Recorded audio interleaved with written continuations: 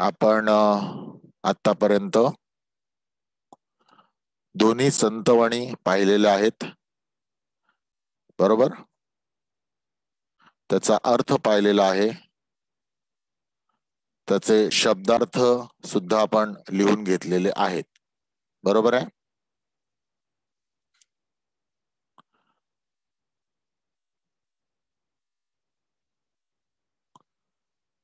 योगी सर्व काळ सुखदाता, अंकिला मी दास तुझा, संत नामदेव, संत एकनाथ यांनी या संतवाणी लिहिलेल्या होत्या. ओके. वर्कबुक मध्ये या दोन्ही संतवाणींची क्वेश्चन आन्सर्स तुम्ही लिहायची आहेत. ओके. आपला युनिट टेस्टचा पोर्शन कंप्लीट झाल्यानंतर आपण वर्कबुक साठी एक लेक्चर देणार आहोत. त्यावेळेला मी तुम्हाला अर्थातच तुमच्या प्रश्नांची उत्तरं, म्हणजे तुम्हाला जे काही प्रश्न अडले असतील ते तुम्हाला मी सॉल्व्ह करायला मदत करेन. परंतु 7th-8th स्टँडर्ड सारखं लेसन झाल्यानंतर वर्कबुक आपण असं घेणार नाही आहोत. येतंय लक्षात? वर्कबुक तुम्हाला तुमचं सॉल्व्ह करायचं आहे. जसजसे लेसन कंप्लीट होतील तसं वर्कबुक तुम्ही सॉल्व्ह करायला सुरुवात करायची आहे. आणि मग एक एक टॉपिक कंप्लीट झाल्यानंतर, एक एक पोर्शन कंप्लीट झाल्यानंतर वर्कबुक साठीचं लेक्चर मी देणार आहे. आणि त्या लेक्चर मध्ये अर्थातच जे तुम्हाला डाऊट असणार आहेत असे क्वेश्चन, किंवा ज्याचे आन्सर्स तुम्हाला आलेली नाहीयेत असे क्वेश्चन्स आपण डिस्कस करणार आहोत आणि मग ते तुम्हाला सॉल्व्ह करायचे आहेत, बरोबर. लक्षात आलेलं आहे सगळ्यांच्या? त्यामुळे वर्कबुक तुम्ही स्वतः सॉल्व्ह करायला सुरुवात करायची आहे. हा, मला असं सांगायचं नाही सर आम्हाला काही झालं नाही, असं होणार नाही. येते लक्षात? त्यामुळे त्यामुळे वर्कबुक तुम्ही सॉल्व्ह करायचं आहे. ओके. आज आपण आपल्या नवीन लेसनला सुरुवात करूया. नवीन लेसन तुमच्या स्क्रीनवर दिसत असेल. शाल. शाल हा शब्द तुम्हाला काही नवीन नाहीये. शाल कुठल्याही, म्हणजे थंडीमध्ये पहिलं शाल हा शब्द आठवल्यानंतर, वाचल्यानंतर आपल्या डोळ्यासमोर येते थंडी. थंडीमध्ये छान गुंडाळून, अंगाभोवती गुंडाळून घेण्यासाठी असणारी शाल, बरोबर की नाही. आणि दुसरं तुमच्या डोळ्यासमोर येतो, कोणाचाही मान सन्मान जेव्हा केला जातो त्यावेळेला शाल आणि श्रीफळ देण्याची पद्धत, श्रीफळ म्हणजे नारळ देण्याची पद्धत आपल्याकडे असलेली आपल्याला दिसून येते. याच शालीविषयी राग जाधव हे जे आपले लेखक आहेत त्यांनी इथे आपल्याला सांगितलेलं दिसून येतं. त्यांचा स्वतःचा अनुभव इथे सांगितलेला दिसतो. त्याच्या अगोदर राग जाधव कोण होते हे आपल्याला समजून घ्यायचं आहे. ओके. त्यांची माहिती मला मिळालेली आहे. ती माहिती आधी मी तुमच्या समोर वाचतो, म्हणजे आपल्याला लेखकाला समजून घेता येईल, मग त्याच्या लेखनाला समजून घेण्याचा प्रयत्न आपण करूया. ओके. कारण त्यांनी त्यांचा स्वानुभव सांगितलेला आहे, म्हणून त्या लेखकाला समजून घेणं गरजेचं आहे. राग जाधव यांचं पूर्ण नाव रावसाहेब गणपतराव जाधव. जन्म 24 ऑगस्ट 1932 आणि मृत्यू 27 मे 2016. हे मराठी साहित्य समीक्षक होते, वेगळ्या वाटेचे आणि स्वतंत्र प्रतिभेचे कवी, दलित साहित्याचे स्वागत करणारे पहिले समीक्षक, मराठी वाङ्मयाच्या इतिहासाचे आणि साधना साहित्य साप्ताहिकाच्या 60 वर्षांच्या अंकांचे वाचन करून 8 खंडांचे संपादन करणारे सापेक्षी संपादन, सर्जनशील लेखक करणाऱ्या नवोदित सर्जनशील लेखन करणाऱ्या नवोदित लेखक कवींना प्रोत्साहन देत त्यांना घडवणारे समीक्षक, असे त्यांच्या व्यक्तिमत्वाचे वेगवेगळे पैलू होते. ओके. म्हणजे ते मुळात समीक्षक होते. आता समीक्षक म्हणजे काय हे आधी समजून घ्यावं लागेल, की लेखक जे लिहितो ते योग्य आहे, अयोग्य आहे, कसं चांगलं आहे, कसं वाईट आहे, हे लिहिणारे जे लेखक असतात त्यांना म्हटलं जातं समीक्षक, जे समीक्षा करतात, बरोबर की नाही. तर तसे आपले राग जाधव हे मुळात लेखक नसून समीक्षक असलेले आपल्याला दिसून येतात. आणि त्यामुळे ते स्वतःकडे देखील ज्याला आपण म्हणतो ऍज अ थर्ड पर्सन पाहू शकतात. आता अजून त्यांच्याबद्दलची माहिती ऐका. वडिलांच्या बदलीमुळे राग जाधव यांचे कुटुंब पुण्याला आले. त्यांचा जन्म बडोद्याला झाला होता. पुण्याला आले. पुणे विद्यापीठातून MA पदवी संपादन केल्यानंतर त्यांनी मुंबई येथील एल्फिन्स्टन कॉलेज, अमरावती येथील विदर्भ महाविद्यालय आणि औरंगाबाद येथील मिलिंद महाविद्यालय येथे 11 वर्ष मराठी विषयाचे अध्यापन केले. तर्कतीर्थ लक्ष्मण शास्त्री जोशी यांच्या नेतृत्वाखाली सुरू असलेल्या मराठी विश्वकोश प्रकल्पामध्ये काम करण्यासाठी जाधव वाई येथे गेले. 2 दशकांच्या कामामध्ये त्यांनी संपादनाची कौशल्य आत्मसात केली आणि त्यानंतर पुशी रेगे यांच्या निधनानंतर 2000 ते 2002 या कालावधीसाठी ते विश्वकोशाचे मुख्य संपादक झाले. हा तुम्ही म्हणाल सर हे का सांगताय आम्हाला? याचं कारण आपल्या लेसनशी हे निगडीत आहे. पुढे आपण लेसन जसं शिकू तसं हे तुम्हाला कळेल. पत्नीच्या निधनानंतर 1990च्या सुमारास प्राध्यापक जाधव पुण्यामध्ये वास्तव्यास आले. सुरुवातीला काही काळ रमणबाग प्रशालेजवळील राजीव लॉज येथे राहिल्यानंतर ते सदाशिव पेठेतील अनपट बिल्डिंग मध्ये राहण्यासाठी गेले.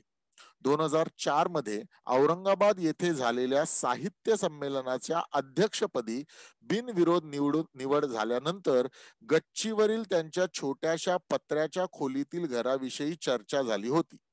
पुणे महानगरपालिकेने त्यांना घर देण्यासंदर्भात ठराव संमत केला होता.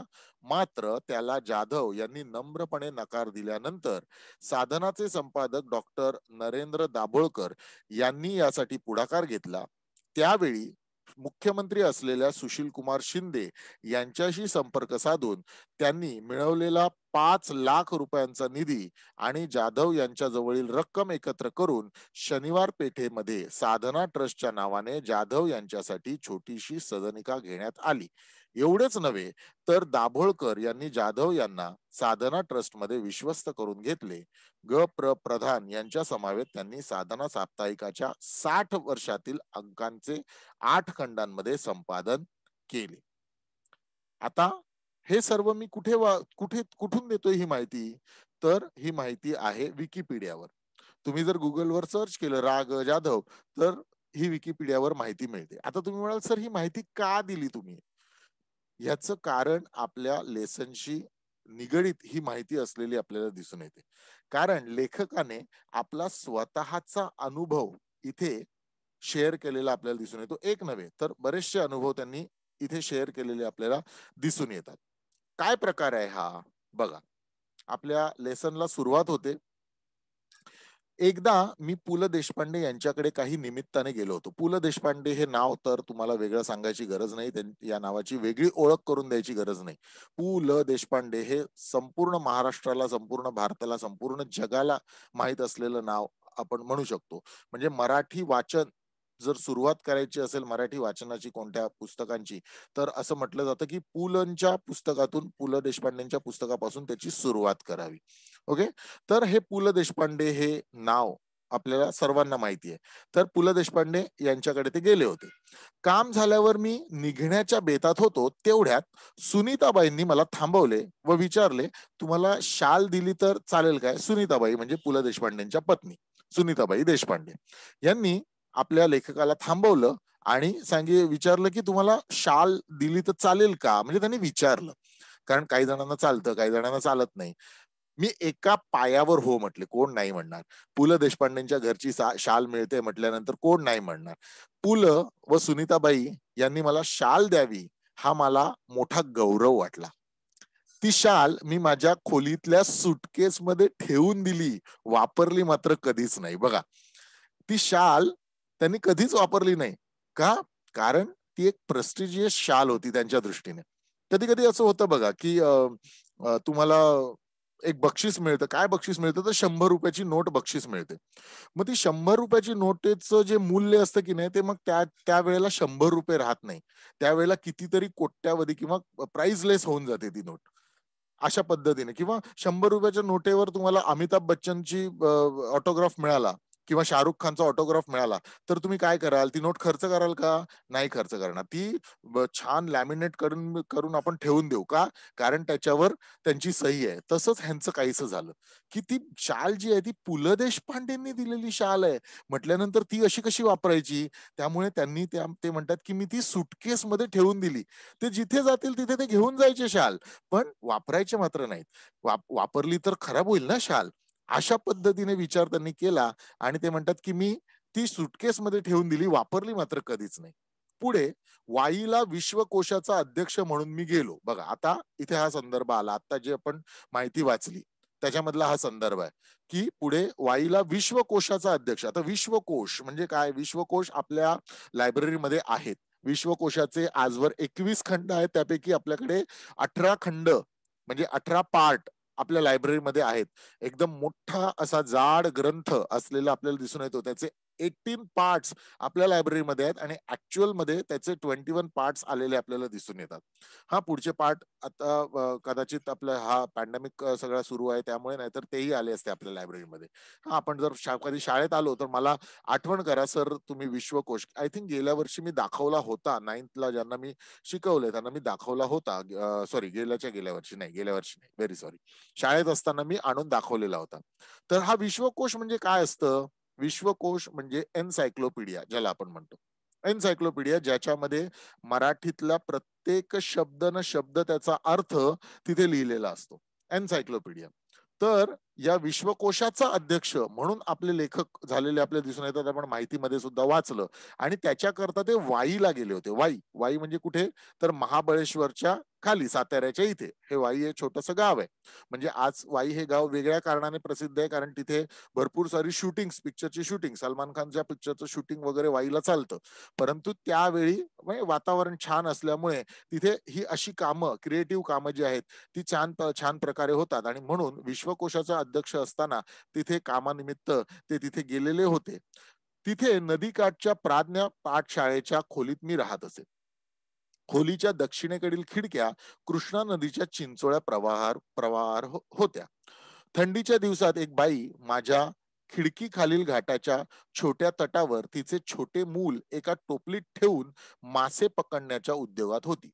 तिचे बाळ कडाक्याच्या थंडीने रडत होते, पण आई तिकडे बघतही नव्हती.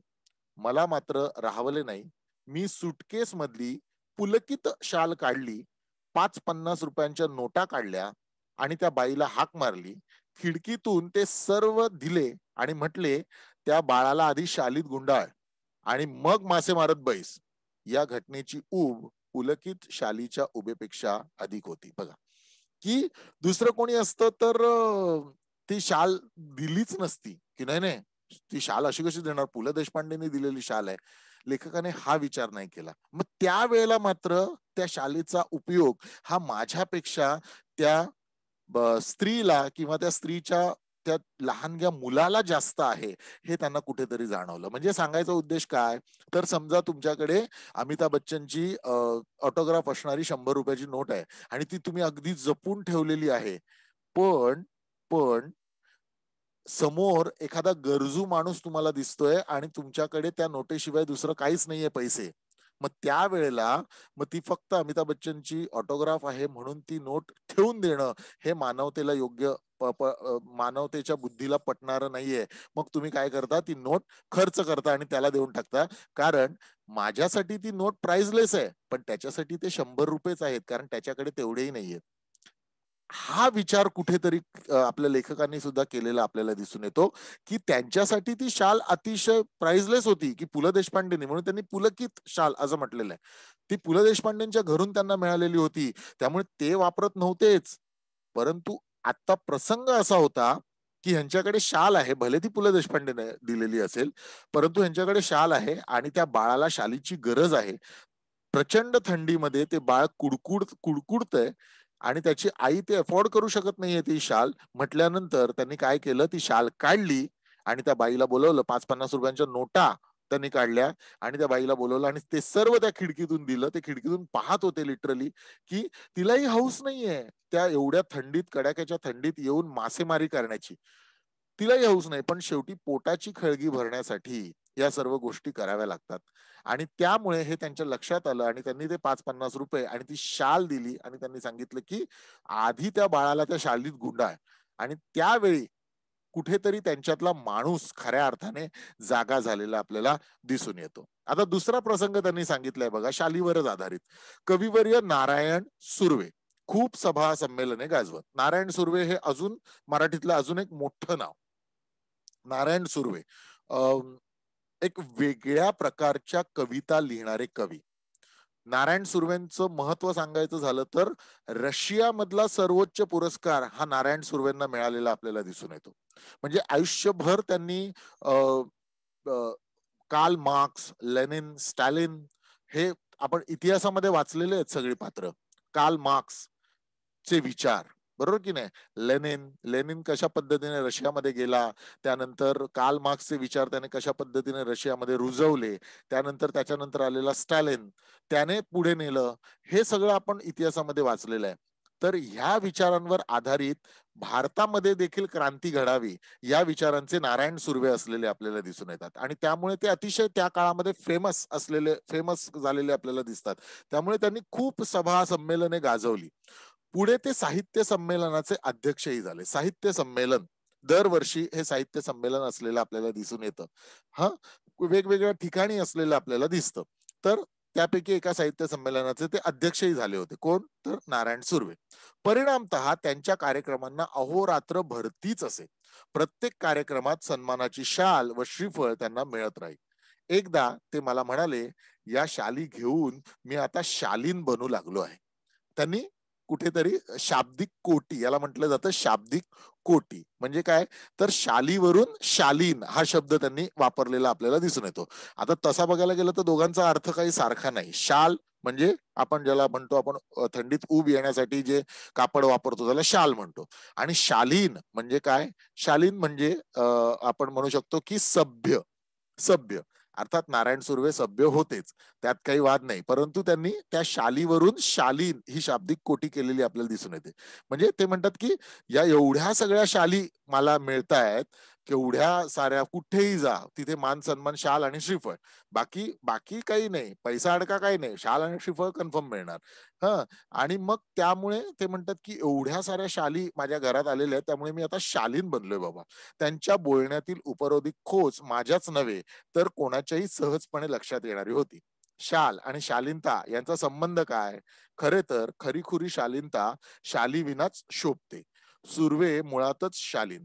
शालीनच्या वर्षावाखाली त्यांची शालीनता कधीही हरवली नाही, कधी क्षीण झाली नाही. अतिशय सुंदरपणे त्यांचं समीक्षक जो प्रकार आहे, समीक्षक हा जो मूळ पिंड आहे आपल्या लेखकाचा, तो इथे दिसतो बघा. तो इथे दिसतो की कशा पद्धतीने त्यांनी त्या वाक्याची समीक्षा केलेली आपल्याला दिसून येते. की नारायण सुर्वेंनी जे म्हटलं की मी आता शालीनमुळे शालीन झालेलो आहे, तर ते म्हणतात की हा उपरोधिक टोला होता त्या सगळ्यांना की कुठेतरी शाल घेऊन मिरवायचं आणि योग्य काम करायचं नाही. त्याच्याऐवजी विदाऊट शाल काहीतरी चांगलं काम करा, म्हणजे तुमची शालीनता टिकून राहील, तुमचा सभ्यपणा टिकून राहील. हा. फक्त शाली घ्यायच्या, अंगावर घ्यायच्या आणि मोठमोठी भाषणं ठोकायची आणि प्रत्यक्षात कृती मात्र काही करायची नाही, अशा लोकांसाठी त्यांनी ते वाक्य म्हटलेलं आहे, असं आपलं लेखक म्हणताना आपल्याला दिसून येतात. की ते म्हणतात की शालीनता ही शालीविनाच शोभते. खरं तर शाल अंगावर आली की मग माणसाला फार मोठं झाल्यासारखं वाटतं, की अरे वा, माझा मान सन्मान झाला आणि मग मी फार मोठा झालो असं कुठेतरी वाटायला लागतं. त्यामुळे ती शाल नसलेलीच बरी. खांद्यावर शाल नसलेलीच बरी. माणूस किमान जमिनीवर तरी राहतो. नारायण सुर्वे हे ऑलरेडी जमिनीवर आहेत. परंतु त्यांनी हा टोला एक प्रकारे अशा माणसांना लगावलेला आहे, असं इथे आपले लेखक म्हणताना आपल्याला दिसून येतात. मी कविवर्यांना म्हटले, शालीमुळे शालीनता येत असेल तर मी कर्जबाजारी होईन, भिकेला लागेल, पण शेकडो शाली खरेदी करून सर्वांना एक एक शाल लगेचच देऊन टाकेन. यावर तो शालीन कवी मनापासून हसला. ते म्हणतात की मी त्यांना लगेच म्हटलं की काय तुम्ही असं म्हणताय की शालीमुळे शालीनता जर येत असेल ना, तर मी कर्जबाजारी होईन, भिकेला लागेन, पण शेकडो शाली खरेदी करेन आणि सगळ्यांना एक एक शाल देईन आणि मी सांगेन मी शालीन आहे, मी शालीन आहे, मी सभ्य आहे. म्हणजे त्यांनी देखील ते ओळखलं की अशी माणसं की वरवर सभ्य दाखवतात आणि कुठेतरी त्यांच्या मनामध्ये जी खोट असते, ज्याला आपण म्हणतो की काही करायचं नाही, फक्त बोलायचं, अशा पद्धतीची जी माणसं, जास्त करून राजकारणी माणसं असलेली आपल्याला दिसून येतात. त्यांच्यावर त्यांनी हा टोला लगावलेला आपल्याला दिसून येतो. ते म्हणतात, की मी अशा पद्धतीने सर्व शाली खरेदी करेन. भले मी कर्जबाजारी होईन, भले मी भिकारी होईन, परंतु मी शाली खरेदी करेन आणि प्रत्येकाला एक-एक शाल वाटेन आणि मी शालीन होईन. म्हणजे मी सभ्य आहे असं लोकांसमोर मांडेन. हे सगळं बोलल्यानंतर अर्थातच नारायण सुर्वे हसायला लागले. त्यांना समजलं, की आपल्या लेखकाला नेमकं समजून गेलेलं आहे, की मला काय म्हणायचं आहे. शालीमुळे शालीनता येते की जाते या प्रश्नाचे माझे उत्तर जाते अशीच आहे, असेच आहे. सन्मान करण्याच्या रूपाने आपण खरे तर एक शालीन जग गमावून बसण्याचा धोकाच मोठा आहे. बघा त्याने म्हटलेलं आहे की शालीमुळे खरंच शालीनता येते का? तर नाही. मी जे मगाशी म्हटलं की शाल अंगावर चढली, दुसऱ्याने घातली की तो मान सन्मानासाठी ती घातली जाते. अशीच कोणी घालत नाही शाल. त्यामुळे कुठेतरी एकदा तो मान सन्मान व्हायला लागला, मिळायला लागला, की कुठेतरी लोकांना वाटायला लागतं, की मी मोठा झालो, मी फार शहाणा झालो, माझा मान सन्मान व्हायला लागला आणि मग तो स्व किंवा तो काय म्हणू शकतो आपण त्याला तो इगो हळूहळू हळूहळू वाढायला सुरुवात होते. हळूहळू हळूहळू वाढायला सुरुवात होते आणि म्हणून आपले लेखक म्हणतात की शालीमुळे शालीनता येते की जाते, सभ्यपणा येतो की जातो? तर माझे उत्तर जाते. सभ्यपणा निघून जातो आणि एक इगोइस्टिक माणूस हळूहळू त्याच्यातून निर्माण व्हायला सुरुवात होते. असंच काहीसं त्यांना वाटतंय. मी 2004 साली मराठी साहित्य संमेलनाचा बिनविरोध अध्यक्ष झालो. जी आठवण आपल्याला आता मगाशी आपण विकिपीडियामध्ये जी वाचलेली आहे, की ते मराठी साहित्य संमेलनाचे अध्यक्ष झालेले असताना पुण्यामधल्या एका इमारतीच्या गच्चीवर पत्र्याच्या खोलीमध्ये राहत होते. पत्र्याच्या खोलीमध्ये राहत होते. तुम्ही विचार करू शकता. आज साध्या-साध्या मान-सन्मान आणि खूप मोठं पद आहे हे. साहित्य संमेलनाचे अध्यक्ष म्हणजे खूप मोठं पद आहे. म्हणजे आज तर त्याच्यासाठी अनेक गोष्टी लोकं करत असलेले आपल्याला दिसून येतात. अनेक प्रकारचं राजकारण चालत असलेलं आपल्याला दिसून येतं. आणि त्या काळी आपले लेखक बिनविरोध म्हणजे कोणाचाही विरोध न पत्करता सगळ्यांनी त्यांच्या नावाला होकार दिला. आणि अशा काळामध्ये ते साहित्य संमेलनाचे अध्यक्ष झालेले असताना त्या पत्र्याच्या खोलीमध्ये राहत होते आणि त्याची चर्चा झाली की साहित्य संमेलनाचे अध्यक्ष आणि राहतात कुठे? तर एका गच्चीवरच्या पत्र्याच्या खोलीत. आणि मग पुणे महानगरपालिकेने त्यांना फ्लॅट देऊ केला. त्यावर त्यांनी स्पष्टपणे नकार दिला. नम्रपणे सांगितलं की नाही, आता नको. मी आहे तोच बरा आहे ना. आहे तशाच अवस्थेत तुम्ही मला स्वीकारलत की नाही? मला साहित्य संमेलनाचा अध्यक्ष केलत की नाही? मग आता कशासाठी वेगळं काहीतरी मला हवंय? मी आहे तिथे बरं आहे, असं म्हणून त्यांनी ते नाकारलं. बघा त्यावेळचं त्यावेळचा किस्सा त्यांनी सांगितलेला आपल्याला दिसून येतो, की 2004 साली मराठी साहित्य संमेलनाचा बिनविरोध अध्यक्ष झालो. तत्कालीन 1-2 वर्षात माझ्यावर शालींचा वर्षाव झाला. अर्थात त्या मराठी साहित्य संमेलनाचे अध्यक्ष झाले म्हटल्यानंतर त्यांना वेगवेगळे काय म्हणजे रोज 2-4 कार्यक्रम असणार, जास्तच पण कमी नाही.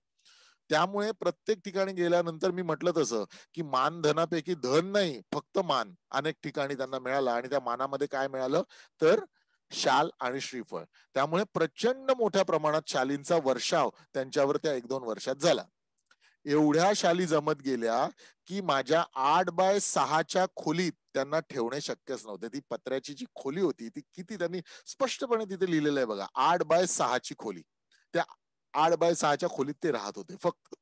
त्यामुळे ते म्हणतात, की एवढ्या शाली आणि त्या 8x6च्या खोलीत ठेवून किती शाली ठेवणार? बरं त्यांची पुस्तकं, बाकीचं सामान ते सगळं त्याच्यातच होतं. त्याच्यात शाली अजून. त्यामुळे ते म्हणतात, की ते काही ठेवणं शक्यच नव्हतं. मग मी सगळ्या शालींचे गाठोडे बांधून ते निकटवर्ती मित्राकडे ठेवले. त्यावेळी त्यांच्याकडे घरात शाली ठेवायला सुद्धा जागा नव्हती. ते म्हणतात, की त्याचं गाठोडं बांधलं आणि ते एका मित्राला मी दिलं, की "बाबा तुझ्या घरी ठेव." त्या शाली वापरण्याचे वगैरे त्याला सर्वाधिकार दिले. त्याला सांगितलं, की "तुला काय वापरायचे ते वापर या शाली. मी अजिबात असं म्हणणार नाही, की फक्त ठेव. त्याच्यातल्या शाली वापर. मला काहीही म्हणायचं नाही." पण बिचारा अतिप्रामाणिक. त्याच्याही छोट्या खोलीत त्याने ते सांभाळले. म्हणजे त्या काय माणसं होती बघा ही, कशा पद्धतीची. आपण म्हणतो ना, की एखाद्याला एखादी गोष्ट जर ठेवायला दिली, तर ती वापरली त्याने, तर त्यात काही गैर नाही. त्याच्यातल्या 2-4 शाली त्याने वापरल्या असत्या, तर आपल्या लेखकाला कोणताही राग आला नसता किंवा काहीच वाटलं नसतं. उलट लेखकाने स्वतः सांगितलं होतं, की तू त्या शाली वापर." पण ते म्हणतायत, की माझा मित्र पण अतिप्रामाणिक. "नाही, नाही. जी माझी वस्तू नाही ती मी वापरणार नाही." त्यामुळे त्या शाली त्याने जशाच्या तशा त्याच्या घरामध्ये जपून ठेवलेल्या होत्या. हळूहळू मी त्या सगळ्या शाली वाटून टाकल्या गरीब श्रमिकांना. की सगळ्या शाली ज्या होत्या त्या मी हळूहळू वाटायला सुरुवात केली. जशी आणि त्यांच्यासाठी त्या शाली काय, पुलंनी दिलेली शाल, पु ल देशपांडेंच्या घरातून मिळालेली शाल जर ते एका लहानग्याला देऊ शकतात, तर अर्थात त्यांना स्वतःला मान सन्मानाच्या मिळालेल्या ज्या शाली आहेत त्या त्या इतरांना देऊ शकत नाहीत का? अर्थात देऊ शकतात. त्यामुळे ते म्हणतात की हळूहळू मी त्या सगळ्या शाली वाटून टाकल्या गरीब श्रमिकांना. याच सुमारास मी शनिवार पेठेतील ओंकारेश्वर मंदिराच्या पुलावर बहुधा रोज संध्याकाळी जात असे. बघा आता कशा पद्धतीने माणसं भेटतात आणि कसे संदर्भ बदलतात. बघा या अनुभवावरून त्यांच्या आपल्याला लक्षात येतं की आतापर्यंत त्या छोट्या मुलाला ती शाल दिली, त्यांनी त्या लहानग्याला शाल दिली, पु ल देशपांडेंच्या घरातून दिलेली शाल. हा तिथे त्याला गरज होती, त्याच्या आईने त्याला त्याच्यामध्ये गुंडाळलं. आणि ह्या ज्या त्यांना मान सन्मानाच्या शाली मिळालेल्या होत्या या देखील त्या कोणा गरजू जे होते त्यांना ते वाटत होते. त्यापैकीच एक शाल एका गरजूला दिलेली असतानाचा हा प्रसंग असलेला आपल्याला दिसतो. काय म्हणतात ते बघा, की बहुधा आम्ही रोज संध्याकाळी ओंकारेश्वर मंदिराच्या पुलावर शनिवार पेठेत पुण्यामध्ये हे मंदिर आहे आणि त्याच्या बाजूला एक छोटासा ब्रिज आहे, तिथे ते जायचे. तेथील कट्ट्यावर बसणे मला आवडे. एक दिवस काय घडले, मी कडक थंडीच्या दिवसात एक म्हातारा अशक्त भिक्षेकरी कट्ट्याला लागून चिरगुटे टाकून व पांघरून कुडकुडत बसल्याचे मी पाहिले. चिरगुटे म्हणजे एक छोटस कपडा टाकून त्याच्यावर तो भिकारी जो आहे तो तशा पद्धतीने तिथे बसलेला होता. एकदम अशक्त होता. म्हातारा झालेला होता बिचारा आणि अक्षरशः थंडीचे दिवस असल्यामुळे कुडकुडत होता. दुसऱ्या दिवशी मी 2 शाली घेऊन ओंकारेश्वराच्या कट्ट्यावर गेलो. तो म्हातारा होताच. त्याला दोन्ही शाली दिल्या. त्याने थरथरत्या हाताने मला नमस्कार केला. ते म्हणतात की मला त्याची अवस्था बघवली नाही. माझ्या घरात एवढ्या शाली पडल्यात, त्याच्यापैकी 2 शाली घेतल्या आणि मी त्याला दुसऱ्या दिवशी आणून दिल्या, की बाबा तुझी थंडी जाऊ देत. तुला याची जास्त गरज आहे. तू ते खाली पांघर, एक खाली अंथर आणि एक अंगावरून घे आणि अशा पद्धतीने तिथे झोप. तुला राहायला घर नाही, किमान शालीने तरी थोडासा आसरा होईल. हा विचार डोक्यात ठेवून आपल्या लेखकाने त्या 2 शाली त्या म्हाताऱ्या भिकाऱ्याला दिल्या. त्याने देखील थरथरत्या हातांनी मला नमस्कार केला. काय वाटलं असेल त्यावेळी लेखकांना फक्त तुम्ही आपण इमॅजिन करू शकतो.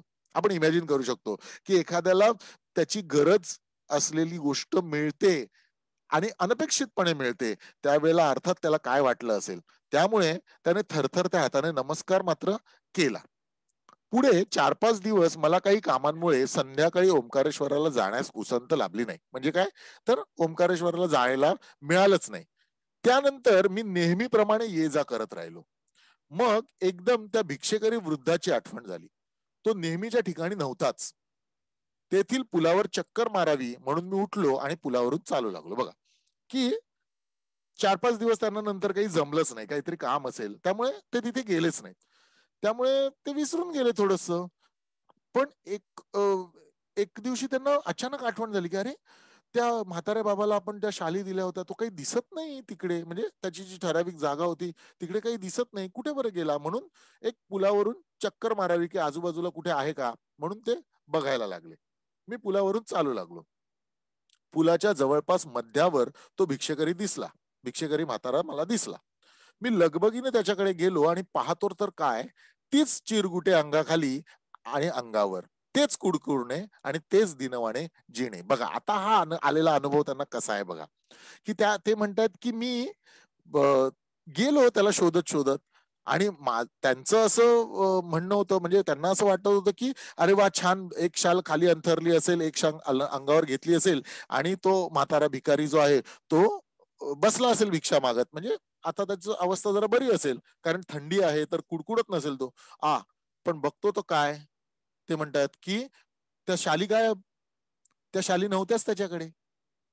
तेच अंगाखाली चिरगुट आणि तेच अंगावर आणि तेच कुडकुडणं, तेच दिनवाणी. दिनवाणी म्हणजे काय, अतिशय गरीब आणि कफल्लक असं ते जीणं, तसंच ते चालू होतं त्याचं. म्हणजे शाली द्यायच्या अगोदर त्या म्हाताऱ्या भिकाऱ्याला जे पाहिलं होतं आपल्या लेखकाने, सेम अवस्था आजही ते पाहत होते. ते म्हणतात मग मी दिलेल्या शाली, ते गेले त्याच्याकडे आणि त्यांना विचारलं. मी म्हटले, बाबा तुम्ही मला ओळखले?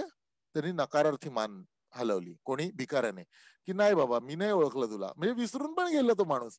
तो माणूस विसरून गेला की या माणसाने आपल्याला शाली दिल्या होत्या. आपली थंडी आणि आपलं सगळं एकंदर अवस्था बघून त्या 2 शाली आणून दिल्या होत्या. ते विसरून गेलो. मग मीच म्हटले, "बाबा 5-6 दिवसांपूर्वी मी तुम्हाला 2 शाली दिल्या होत्या. आठवते?" यावर म्हातारा खुलला आणि पुन्हा हात जोडून म्हणाला, "हे भल्या माणसा, तू लई मोठा. म्यासनी शाली दिल्या, पण बाबा म्या भिकाऱ्याला शाली कशा शोभतील?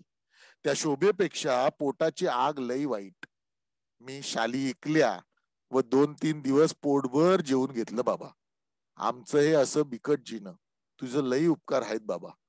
शालीची शोभा आणि ऊब व पोटाची आग आणि अन्नाची ऊब.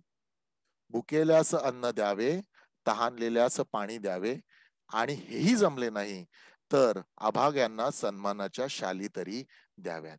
मग त्यांना हा वेगळाच अनुभव आला. जेव्हा लेखकाने त्या भिकाऱ्याला आपली ओळख दिली की अहो 5-6 दिवसांपूर्वी मी तुम्हाला 2 शाली, त्यावेळेला मात्र भिकाऱ्याने ओळखला. अरे हो, हो, हो, बरोबर. आणि हा माणूस आता कशासाठी आलाय हे देखील त्या भिकाऱ्याला कळलं, की त्या शाली दिसत नाहीयेत माझ्याकडे. आणि त्यांनी स्वतःहून कबुली दिली या गोष्टीची, की "हे बाबा भल्या माणसा, तू मला शाली दिल्यास खूप उपकार तुझे. खूप उपकार झाले माझ्यावर. पण त्या शाली माझ्यासारख्या भिकाऱ्याच्या अंगावर शोभत नाहीत रे. लोक शंका घेतील, की मी कुठून चोरल्या की काय?" आणि त्या अंगावर घेऊन त्याची ऊब घेण्यापेक्षा पोटात भुकेची जी ऊब होती ती मला क्षमवणं हे जास्त गरजेचं होतं आणि म्हणून मी त्या शाली विकल्या. तू दिलेल्या शाली मी विकल्या आणि त्याचे जे 4 पैसे आले त्याच्यात हे 2-4 दिवस मी छान पोटभर जेवलो. ते माझ्यासाठी जास्त महत्वाचं होतं. थंडी लागत होती, शरीर कुडकुडत होतं, ते सगळं मान्य आहे. पण त्याच्या अगोदर पोटातली भूक. माणूस जे काही करतो, आज तुम्ही इकडे शिकताय, आज तुम्ही इकडे लक्ष देऊन ऐकताय. कारण काय आहे मला माहितीये? तुम्हाला माहितीये? पोटातली भूक. तुम्ही म्हणाल, "काय पण सर, पोटात भूक लागते म्हणून आम्ही लेक्चर थोडीच अटेंड करतो." पोटातली भूक म्हणजे पुढे जाऊन नोकरी करायची आहे, बिझनेस करायचा आहे, त्यासाठी मला शिकायचंय. तो का करायचा माणसाला भूक लागते म्हणून माणूस हे सर्व करत असलेलं आपल्याला दिसून येतं. माणसाला जर भूक लागत नसती, तर माणसाने काहीही केलं नसतं. माणूस बसून राहिला असता. माणूस बसून राहिला असता. पण माणसाला भूक लागते म्हणून मग त्याच्यासाठी अन्नधान्य आपल्याला पाहिजे. मग अन्नधान्य पाहिजे म्हणून ते पिकवणं. मग ज्यांना पिकवता येत नाही त्यांना विकत घ्यायचंय. मग विकत घ्यायचंय, मग पैसे आले. मग पैसे कुठून मिळणार? मग कामधंदा केला पाहिजे. मग कामधंदा कसा मिळणार? मग आधी शिकलं पाहिजे म्हणून आम्ही शिकतो. आम्हाला ज्ञानाची भूक आहे म्हणून आम्ही शिकत नाही. तर पुढे जाऊन कुठेतरी पोटाची भूक भागवायची आहे म्हणून आम्ही शिकतो. ही ज्याला म्हणतो आपली मानसिकता असलेली आपल्याला दिसून येते आणि प्रत्येक माणसाची ही असते. प्रत्येक माणसाची ही असते. त्याच्यामध्ये काही वाईट वाटून घेण्याची आवश्यकता नाही. पण ही पोटाची भूक आपली फार कमी आहे. आपल्याला माहिती आहे हे लेक्चर झाल्यानंतर आता छान मस्त आपल्याला काहीतरी खायला मिळणार आहे किंवा अजून एक लेक्चर झाल्यानंतर रिसेस आहे. छान सगळं आई तयार करते. पण काही जणांचं तसं नसतं. काही जणांना आज मिळालं, उद्या मिळेल की नाही ह्याची शंका असते आणि तसाच तो भिकारी होता आणि म्हणून ते म्हणतात, की भुकेल्यास अन्न द्यावे, तहानलेल्यास पाणी द्यावे आणि हेही जमलं नाही तर अभाग्यांना सन्मानाच्या शाली तरी नक्कीच द्याव्यात. किमान ते विकतील आणि आपल्या पोटाची खळगी भरतील. लक्षात आलेलं आहे? लक्षात आलेलं आहे लेसन सगळ्यांच्या? कळलेलं आहे सगळ्यांना? नक्की? ओके. लेक्चर संपायला फारच कमी वेळ राहिलेला आहे. लेस दॅन 1 मिनिट राहिलेलं आहे. ओके. आज आपण इथेच थांबणार आहोत.